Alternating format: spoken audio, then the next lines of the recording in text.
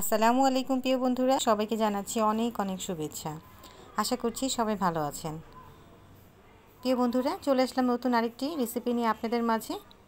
মিষ্টি আলুর পাকোড়া বা মিষ্টি আলুর চপ। এটা খেতে ভীষণ মজা আর বানানো খুব সহজ। আর মিষ্টি আলুর গুণাগুণ সম্পর্কে তো আপনারা কম বেশি সবাই জানেন। মিষ্টি আলুতে প্রচুর ভিটামিন এ আছে, ভিটামিন বি আছে, ক্যালসিয়াম, ম্যাগনেসিয়াম প্রচুর মাত্রায় আছে। তাহলে চলুন আমরা মূল রেসিপিতে চলে যাই। এখানে আমি মিষ্টি আলু নিয়েছি 3টা, এখানে নিয়েছি 2টো ডিম। মিষ্টি আলুটাকে আমি কুচি কুচি করে কেটে নেব, যেভাবে আমরা আলু ভাজি করি ওভাবে।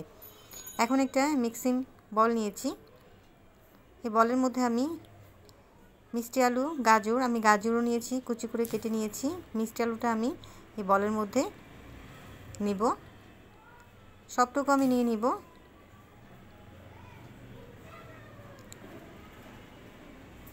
এখন মিষ্টি আলুর সাথে অ্যাড করব গাজর 1 বাটি পরিমাণ। এখানে একটা গাজর কাটলে অনেকগুলো হয়ে যায়।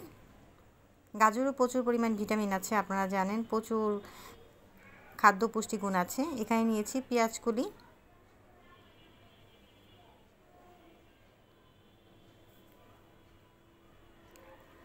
যে কোনো রান্নায় বা চপে যদি আমরা পেঁয়াজ কলিটা দিই তাহলে খেতে ভীষণ ভালো লাগে। এখন অ্যাড করব লবণ পরিমাণ মতো, আপনারা স্বাদ অনুযায়ী পরিমাণ মতো দিবেন। অ্যাড করব হলুদের গুঁড়ো, অ্যাড করব চিলি ফ্লেক্স। আমি চিলি ফ্লেক্সটা একটু বেশি দিয়েছি। দিয়ে দিলাম ডিমটা আমি ফাটিয়ে রেখেছি আগে থেকেই। আপনারা যদি ঝাল বেশি খান সেক্ষেত্রে মরিচটা বেশি দিবেন, আর যদি কম খান সেক্ষেত্রে কম দিবেন। সবগুলো উপকরণ দিয়ে আমি ভালো করে হাত দিয়ে মেখে নিব।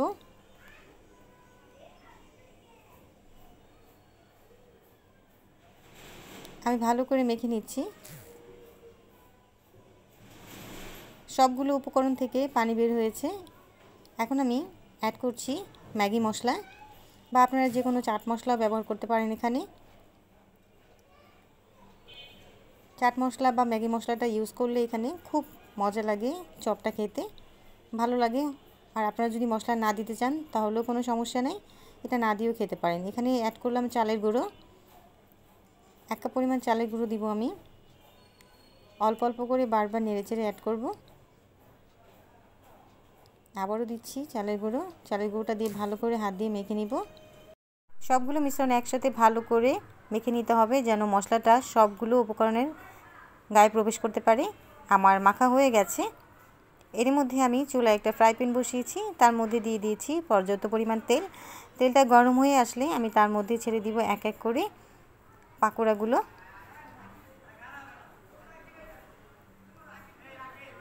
আমি পাকোড়াগুলো ভেজে নিচ্ছি।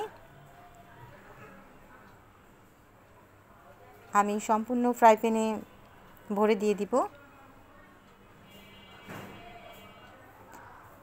চুলার জালটা মিডিয়াম আঁচে রেখেছি।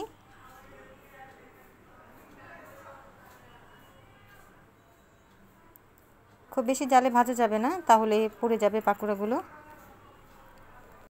আমি এক এক করে ভালো করে উল্টে পাল্টিয়ে নিচ্ছি। আমার পাকোড়াগুলো ভাজা হয়ে গেছে। এখন আমি চুলা থেকে তুলে নিব। আমি একটা সার্ভিং ডিশে টিস্যু দিয়ে নিয়েছি। টিস্যু দিলে তেলগুলো পাকোড়ার গা থেকে কিছুটা শুষে নেয়। তেল ঝরিয়ে নিব। আমার পাকোড়াগুলো একদম পারফেক্টলি ভাজা হয়েছে, একদম মচমচে কুড়মুড়ে হয়েছে। আমি পাকোড়াগুলোকে একটি সার্ভিং ডিশে সার্ভ করে নিব। ফাইনালি তৈরি হয়ে গেল আমার মিষ্টি আলুর পাকোড়া। আমি এখানে টমেটো সস আর তেঁতুলের সসটা নিয়েছি। আপনারা চাইলে যে কোনো সস দিয়ে এই পাকোড়াটা পরিবেশন করতে পারেন, অথবা সস যদি না থাকে তাহলে আপনি এমনিও খেতে পারেন, তাতেও ভালো লাগবে। আমি একটা পাকোড়া আপনাদেরকে ভেঙে দেখাচ্ছি, দেখুন কতটা সুন্দর হয়েছে ভেতরটা। খেতে ভীষণ মজা হয়েছে। প্রিয় বন্ধুরা, আপনারা অবশ্যই বাসায় ট্রাই করবেন।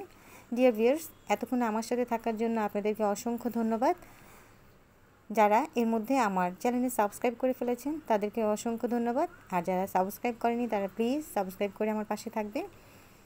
আর আমার রেসিপিটা যদি ভালো লাগে তাহলে অবশ্যই আমার চ্যানেলে like, comment, share and subscribe করবেন। পরবর্তীতে নতুন একটা ভিডিও নিয়ে আপনাদের মাঝে আবার আসবো। ততক্ষণ পর্যন্ত ভালো থাকুন। আল্লাহ হাফেজ। আসসালামু আলাইকুম।